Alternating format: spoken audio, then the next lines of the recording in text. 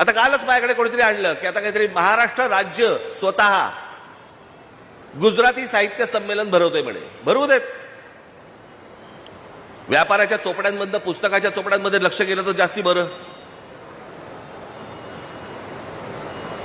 पण हे काय चालू आहे? हे नुसतं गुजराती माणसाबद्दलचं प्रेम नाहीये. मराठी माणसाची आणि गुजराती माणसाची लागावी, इथे भांडणं व्हावी, त्यातनं आपण मतं कशी काढू शकतो, काय काय करता येईल, ह्याच्यासाठीचे उद्योग आहेत, दुसरं काही नाहीये. त्याला वाटलं होतं की लगेच राज ठाकरे आणि बाकी सगळे संजय राऊत आम्ही सगळेजण रिॲक्ट होऊ त्याच्यावरती. होणार नाही.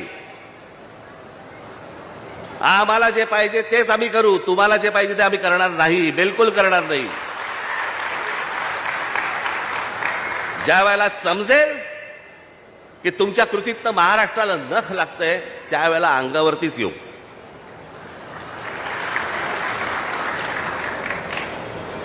आज जो तुमच्याकडे समोर आलोय तो फक्त एवढ्यासाठीच आलोय, कान बंद ठेवू नका, डोळे बंद ठेवू नका.